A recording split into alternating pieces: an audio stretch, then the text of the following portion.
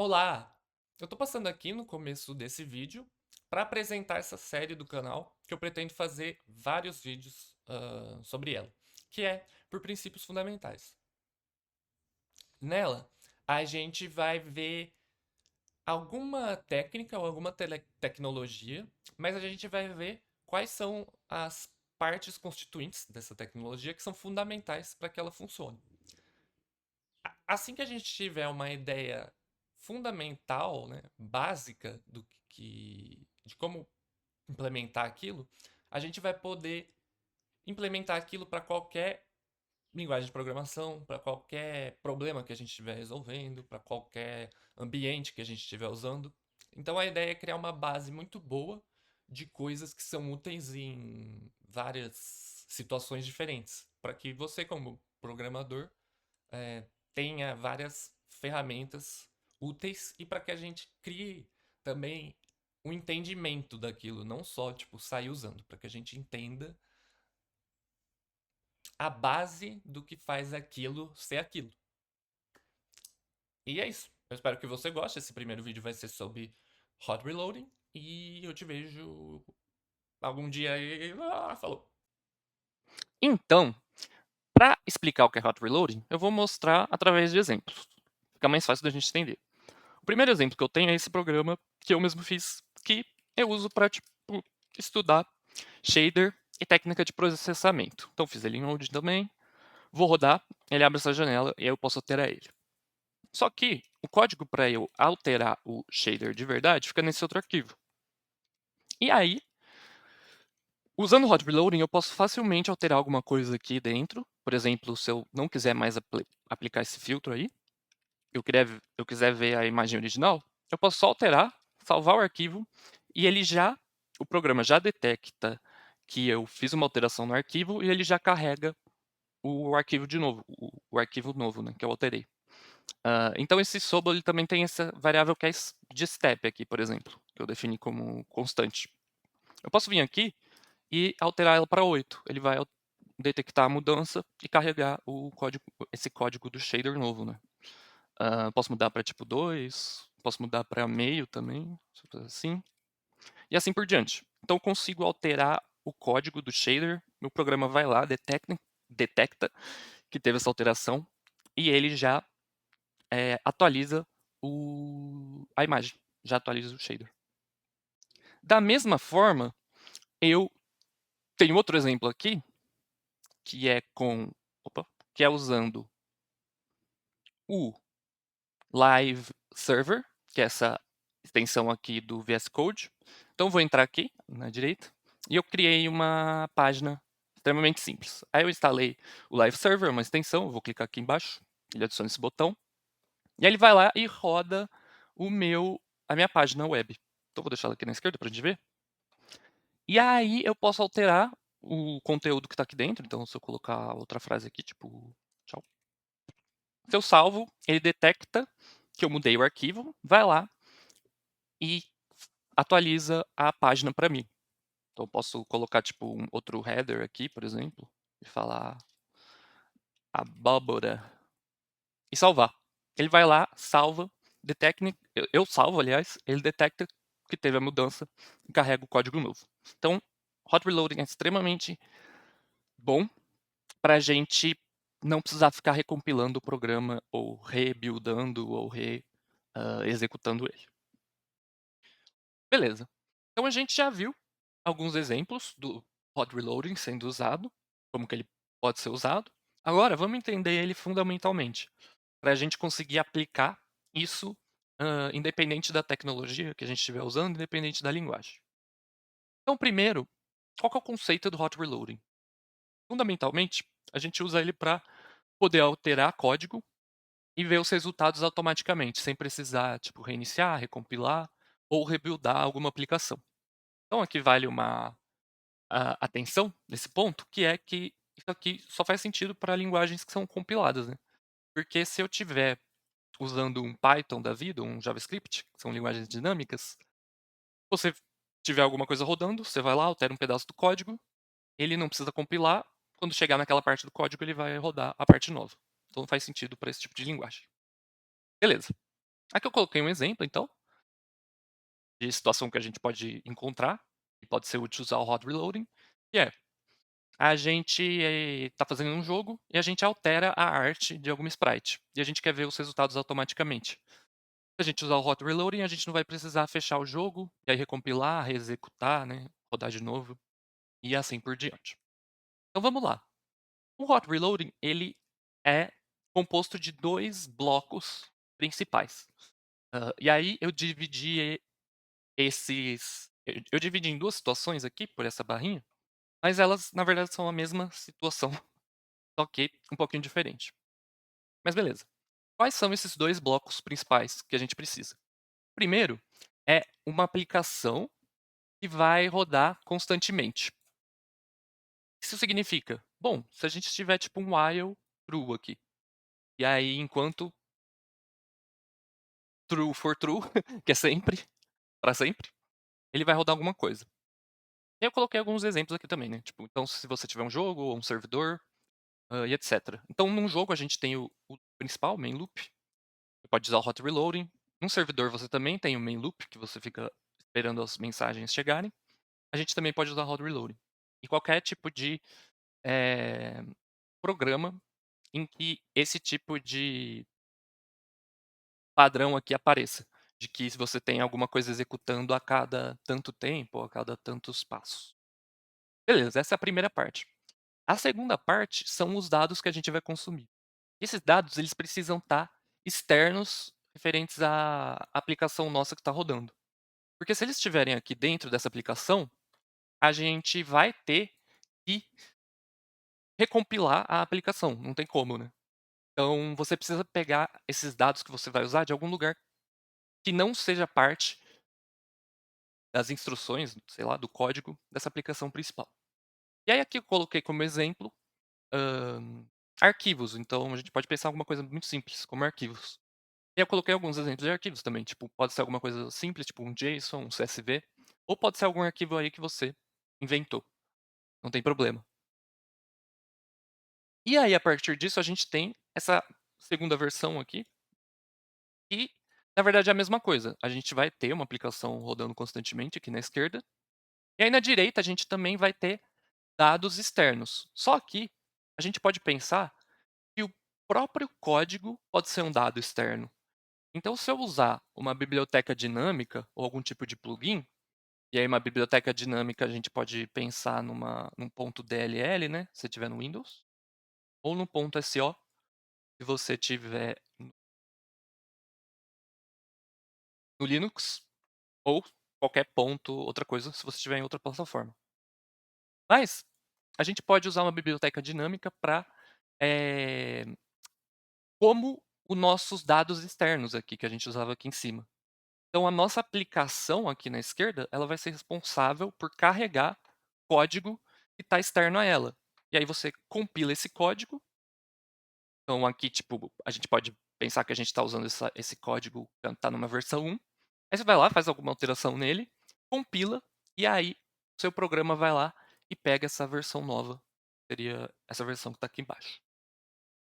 Então beleza. Agora que a gente viu teoricamente, o que é hot reloading, vamos analisar alguns códigos que eu deixei preparado de exemplos para a gente entender como aplicar na prática. Show! Então agora que a gente viu na teoria como que a gente implementa o hot reloading, vamos ver uma implementação dele. Aqui a gente vai ver primeiro uma versão com arquivos. Então eu vou deixar o link desse repositório aqui que eu criei na descrição desse vídeo. Aí você vai lá, entra no GitHub e vê o código. Mas vamos explicar ele aqui por cima primeiro. Então, nessa versão com arquivos, a gente tem 2 arquivos só. Esse aqui é o executável, posso até deletar ele. A gente tem o main.odin, que está aqui na direita, que é o nosso programa rodando constantemente. Inclusive, você pode ver o nosso main loop aqui. Aqui eu usei for, mas é porque o Odin não tem o while, só tem for, mas é a mesma coisa que tivesse um while aqui dentro. Ele está rodando aqui, e aqui eu tenho alguns dados em outro arquivo que eu uso para mostrar para o usuário, né. Eu fiz um programa bem simplesinho aqui, que ele só abre uma janela e mostra todos os nomes que estão nesse arquivo.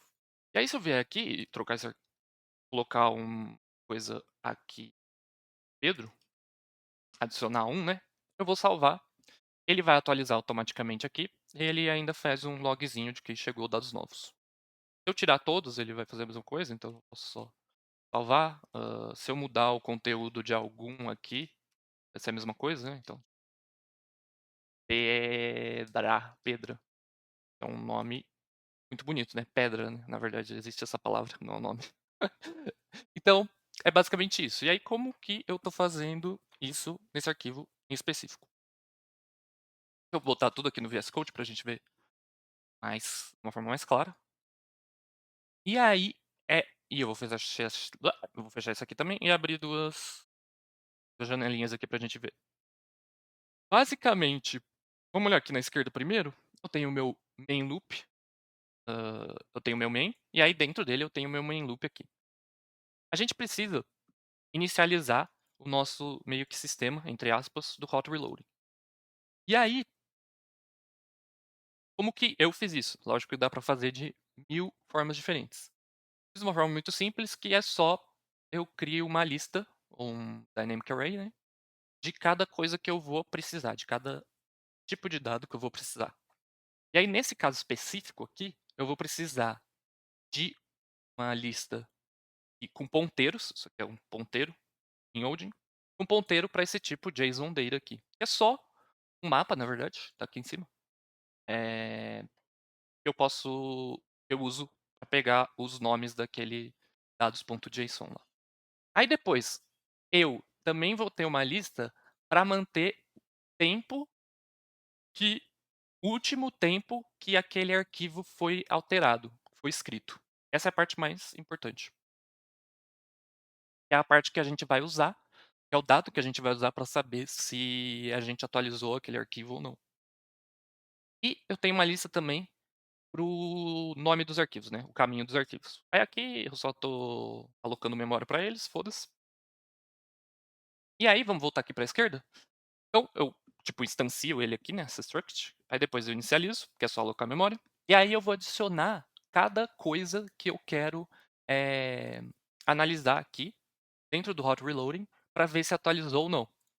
Então nesse caso eu só quero analisar uma, né, a gente está fazendo uma coisa muito simples. Mas eu adiciono, ela através desse hot reloading track data aqui.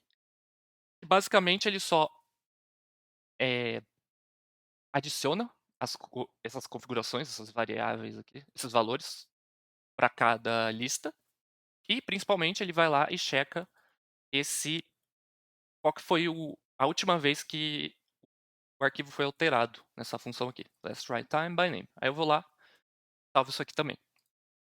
E aí, se a gente olhar no main loop aqui na esquerda, a coisa mais importante dele é que a gente roda essa função hot reloading check. Então, todo frame do jogo, a gente vai rodar essa função e essa função vai lupar por todos os arquivos que a gente está observando, entre aspas, né? E aí, ele vai basicamente ver se o tempo que a última vez que o arquivo foi escrito mudou desde que a gente adicionou, aquele caminho, aquele arquivo, com essa função hot reloading track data. Então por cima ele vai fazer isso, e aí aqui, ó, nessa linha 75, eu vou ver se o tempo do arquivo, novo é maior do que o tempo que eu tinha guardado. Se for, quer dizer que eu alterei o arquivo. Então eu vou lá, só atualizo, tempo guardado, né, porque agora que eu mudei o tempo guardado é o último que eu mudei, basicamente, né. E aí eu falo tipo: "Ah, reload true", e aí quando o reload for true, eu rodo algum processo para reinicializar ou para inicializar esses dados novos. Então essa também é uma parte importante que é, quando o reload acontecer, você tem que, às vezes, fazer uma certa coisa, né. No meu caso, é por isso que a gente guarda, aliás, deixa eu falar isso antes, é por isso que a gente guarda, tipo, ponteiro para aquele dado que eu tô utilizando. E quando o reload acontecer, eu tenho que modificar aquele dado lá. É basicamente o que eu estou fazendo aqui. Eu estou lendo o arquivo de novo e eu estou convertendo o arquivo, os dados, né, os bytes do arquivo mesmo, para o formato que eu estou usando, para esse JSON Data aqui. Mas basicamente é isso. Vamos ver alguns outros exemplos agora. Bolonhesa. Vamos ver um exemplo agora, então, usando uma biblioteca dinâmica. Eu fiz um exemplo aqui no nosso repositório, que vai estar no link da descrição. E aí, se eu rodar, ele também é um exemplo bem simples, abre uma janela, tem um botão aqui, quando eu clico ele dá uma quantidade de dano. Só que essa quantidade de dano, eu estou puxando ela de uma função que está definida em uma biblioteca dinâmica, em outro lugar no código. E aí, se eu mudar isso aqui, então eu posso mudar isso aqui para tipo damage mais 2, sei lá, pode colocar o valor que a gente quiser aqui, damage mais 2 vezes 2, vai. E aí eu salvo, se eu clicar ele ainda não vai estar atualizado, mas se eu vim aqui e buildar meu código atualizado, então eu vou criar uma nova versão dessa biblioteca dinâmica que eu estou utilizando, eu vou o meu programa ele vai detectar que eu atualizei a biblioteca, vai printar esse reloaded e agora quando eu clicar no botão, ele vai dar 6 de dano, né, que é tipo 1 mais 2 dá 3 vezes 2, 6. Eu posso clicar aqui. E, então, vamos dar uma olhada como que isso está implementado. Uma olhada bem por cima também, vocês vão ter que entrar no código e prestar mais atenção, né. Basicamente, eu tenho o mesmo conceito que eu usei lá na versão com arquivos, só que agora eu preciso carregar uma biblioteca. E aí eu estou usando aqui a API que o Odin usa, né. Não necessariamente você vai estar usando o Odin, você vai ter que usar a API da sua linguagem, se estiver usando C ou enfim. Mas o que eu estou basicamente fazendo é a mesma coisa que eu estava fazendo dos arquivos. Só que agora eu só preciso vigiar, né? Eu só preciso observar um arquivo, que é a minha biblioteca. Então eu guardo o last library modification time, que é o último ponto em tempo que eu modifiquei o arquivo. E aí, no meu loop, então, no meu loop do meu jogo, no main loop, no final dele, eu vou checar o last write time desse mesmo arquivo, dessa mesma biblioteca. Caso esse novo tempo que eu estou checando seja diferente do que eu tinha antes, ou seja, maior, né? Tanto faz. Eu vou carregar a biblioteca de novo. E aí eu vou lá, vou printar o reloaded e eu vou começar a usar aquele código novo. E aí, para isso dar certo, a única coisa é que eu criei uma outra pastinha aqui, biblioteca, e eu fiz um mini scriptzinho aqui para a gente buildar. Mas, conceitualmente, é isso. Tá. Só que essa implementação que a gente fez é extremamente simples. Essa library que a gente criou, ela só tem uma função, que é uma função pura, inclusive, ela não altera o estado de nada, ela só, tipo, recebe um valor e retorna outro valor. Então ela não tem memória, ela não altera o estado interior de nenhum valor aqui dentro dessa biblioteca, né. Ela só chama um método que faz algumas operações.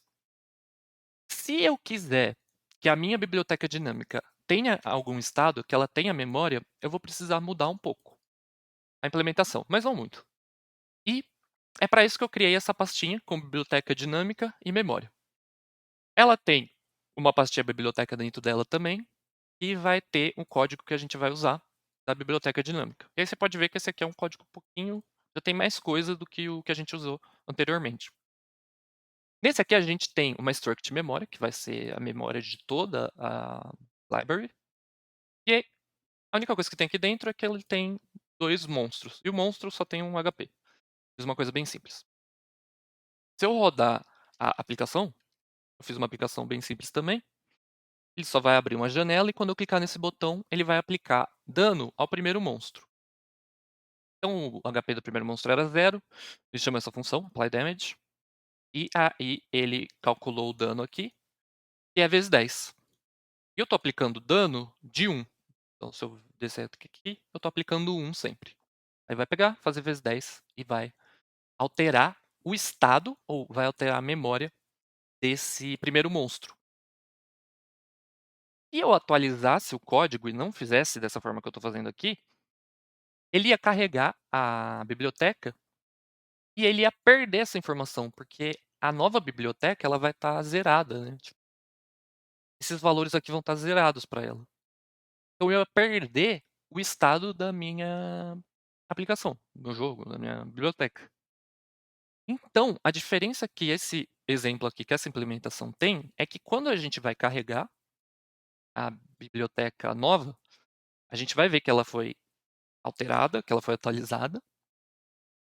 Só que aí a gente vai pegar a memória da antiga, da que a gente está usando, antes da gente trocar ela, e vai atualizar a que a gente está usando, para a nova que a gente acabou de verificar que foi atualizada. E aí a gente vai pegar a memória que estava na antiga e passar para a nova. Dessa forma a gente consegue manter o estado da biblioteca. Então se eu alterar isso aqui, tirar esse vezes 10, eu vou salvar, buildar de novo.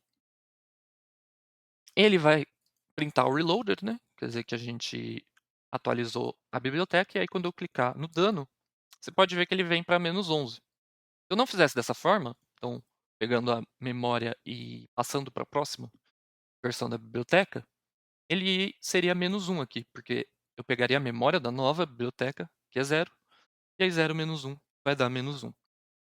Então, se você quer manter estado dentro da sua biblioteca, você tem que passar essa memória adiante.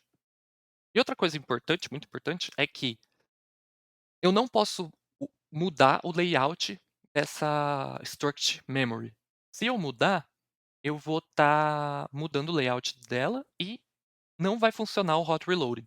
Então, se eu colocar, sei lá, qualquer coisa aqui, tipo winning, bool ou life, e aí vai ser um int. Se eu alterasse isso aqui, eu já ia cagar o hot reloading. O hot reloading ele tem essa limitação, eu não posso mudar o layout das structs. Eu posso mudar valores ou implementação de funções. E essa parte da memória é basicamente isso, a gente tem que passar a memória da versão antiga para a versão atualizada. Finalmente, vamos olhar uma implementação do hot reloading no mundo real, num aplicativo que pessoas usam, né. Aí a gente vai usar de exemplo o próprio live server que eu mostrei no começo do vídeo. Então, eu estou aqui nele, no repositório dele, no GitHub, e a forma que o live server funciona é a extensão, o próprio live server, vai criar um servidor, e esse servidor vai criar alguns clientes que vão ficar ouvindo alguns eventos. Então, pode ser o evento change, pode ser o evento add, um link, pode ser o evento de adicionar uma pasta nova naquela pasta, e assim por diante. Quando isso acontecer, esses clientes vão mandar mensagens para o servidor, e aí essa mensagem vai estar falando se eu só estou mudando o CSS ou se eu quero que faça um reload da página, que eu faça um refresh, né? É tipo um F5, assim, que eu atualize a página. Caso eu receba uma mensagem de reload aqui, eu vou lá e rodo essa função que é window.location.reload, que é um F5 da vida. Ah, eu também posso mandar uma mensagem que é só para eu só atualizei o CSS. E aí ele roda a sua função refresh CSS. Então aqui no live server também funciona de uma forma bastante simples e ajuda bastante quando você está trabalhando, você não ter que ficar manualmente atualizando o seu projeto. Fechou? Obrigado por ter assistido esse vídeo. Aqui no repositório do GitHub eu deixei algumas referências, elas estão em inglês, mas é bem isso que tem para hoje. Eh, Deixa um comentário se você gostou do vídeo, se você entendeu bem. Não esquece de entrar no link que tá na descrição desse vídeo para o repositório. Se você não olhar o código e não tentar implementar você mesmo, eu acho que você não vai entender. É só ouvindo o que eu falei durante esse vídeo, né, eu dei umas explicações bem por cima. Tem que olhar o código mesmo. Se você não entendeu nada e você achou que ficou uma merda, também deixa um comentário, porque o foco dessa série aqui, dos princípios fundamentais, é exatamente que as pessoas aprendam essas tecnologias e comecem a usar. Então, se ficou uma merda, se não entendeu nada, também deixa um comentário. E é isso. Obrigado por assistir de qualquer forma. Eu vejo vocês no próximo vídeo. Valeu e falou!